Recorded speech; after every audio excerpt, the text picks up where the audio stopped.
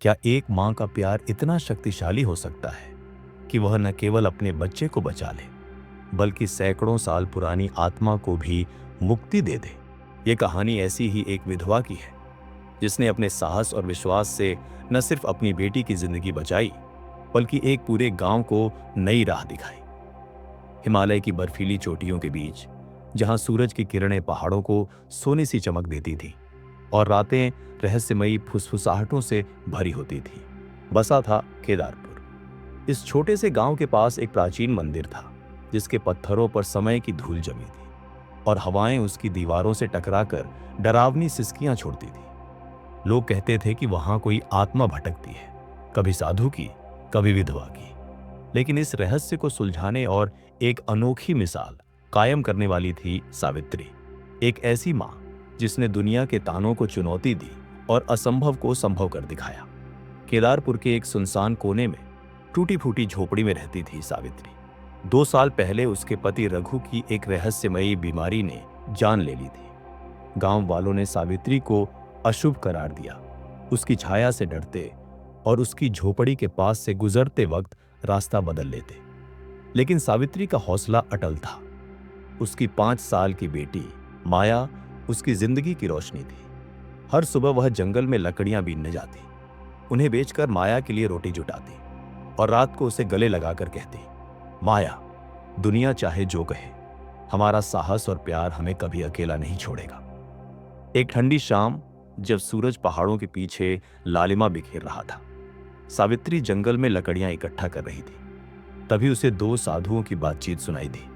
स्वामी विशुद्धानंद, एक बुजुर्ग साधु जिनकी लंबी सफेद दाढ़ी और गहरी आंखें अनुभव की कहानियां कहती थी, अपने शिष्य चिदानंद से बात कर रहे थे।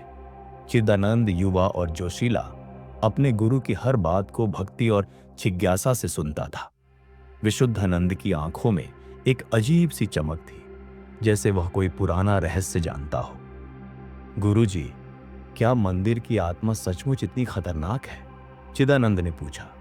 उसकी आवाज में डर और उत्साह दोनों थे। विशुद्धानंद ने गहरी सांस ली और बोले, चिदानंद, आत्माएं खतरनाक नहीं होती, उनके अधूरे वादे उन्हें बांधे रखते हैं। आज रात हम उस आत्मा को मुक्ति दिलाएंगे, लेकिन इसके लिए सच्चे हृदय की जरूरत होगी। सावित्री, जो पास ही पेड़ की ओट में छिपकर सुन रही थी, डर से कांप उठी। उस दिन सुबह से माया गायब थी। उसे याद आया कि माया ने मंदिर के पास खेलने की बात कही थी। उसका दिल डर से धड़क रहा था, लेकिन उसने खुद से कहा, मैं कमजोर नहीं पड़ूंगी। माया मेरी जिंदगी है और मैं उसे हर हाल में बचाऊंगी। हिम्मत जुटाकर वह मंदिर की ओर चल पड़ी। मंदिर के बाहर साधु मंत्र पढ़ रहे थे। हवा में ठंडक थी और पेड़ों की पत्तियां बिना हवा के हिल रही थी, जैसे कोई अनदेखी शक्ति उन्हें छू रही हो। सावित्री ने साधुओं से कहा, महाराज, मेरी बेटी माया गायब है, क्या आपने उसे देखा? विशुद्धानंद ने उसकी आंखों में देखा, जैसे उसकी आत्मा को पढ़ रहे हो। बेटी, तुम्हारी बेटी मंदिर के अंदर है, लेकिन उसे बचाने के लिए तुम्हें अपने डर को हराना होगा। ये मंदिर कोई साधारण जगह नहीं, यहां समय और आत्माएं एक दूसरे में उलझे हैं। चिदानंद, जो खुद डर रहा था, ने कहा, गुरुजी, क्या हम इसे रोक सकते हैं? विशुद्धानंद ने जवाब दिया, हाँ, लेकिन केवल वही जो सच्चे दिल से लड़ता है। सावित्री ने सोचा, अगर मैं अब रुकी तो माया को हमेशा के लिए खो दूंगी। तीनों मंदिर में दाखिल हुए। अंदर का माहौल डरावना था। टूटी मूर्तियों पर धूल की परतें, दीवारों पर प्राचीन चिन्ह जो हल्की रोशनी में चमक रहे थे, और बीच में एक पुराना कुआं जिससे ठंडी से सिसकती हवा निकल रही थी। अचानक कुएं से माया की रोने की आवाज आई। सावित्री ने दौड़कर देखा। माया कुएं के किनारे बैठी थी। उसका चेहरा पीला और शरीर पारदर्शी, जैसे वह इस दुनिया का हिस्सा न हो।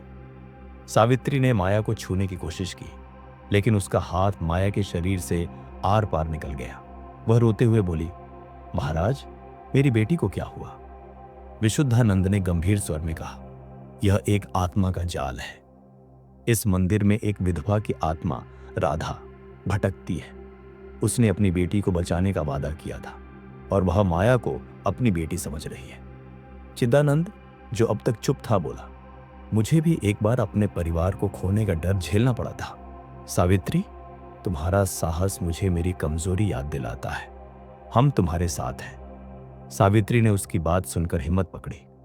उसने कहा, मैं अपनी माया को किसी भी कीमत पर बचाऊंगी। विशुद्धानंद ने मंत्र पढ़ना शुरू किया।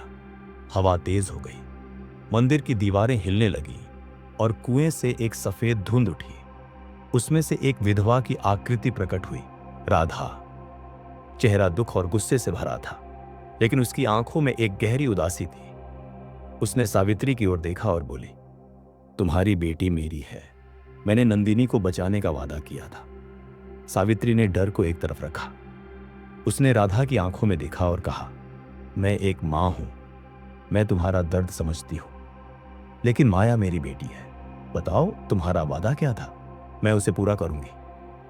राधा ने अपनी कहानी सुनाई। सैकड़ों साल पहले वह केदारपुर में रहती थी। उसका पति एक साधु मंदिर की रक्षा करता था, लेकिन डाकुओं ने मंदिर लूट लिया और उनकी बेटी नंदिनी को मार डाला। राधा ने अपनी जान देकर नंदिनी को बचाने की कोशिश की, लेकिन असफल रही।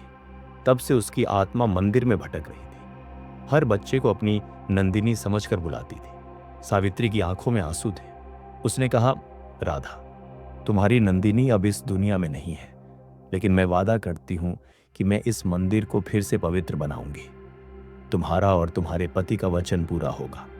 विशुद्धानंद ने मंत्रों की गति बढ़ाई और चिदानंद ने हवन की आग जलाई। मंदिर में एक गहरी ऊर्जा फैलने लगी। सावित्री ने राधा से विनती की, मेरी माया को छोड़ दो, मैं तुम्हें शांति दिलाऊंगी। राधा की आत्मा ने सावित्री की ममता को देखा और उसकी आंखों से आंसू टपके। हवन की आग तेज हुई और राधा की आत्मा धीरे धीरे शांत होकर कुएं में लुप्त हो गई। माया ने आंखें खोली और सावित्री को गले लगाया। सावित्री के आंसू खुशी में बदल गए।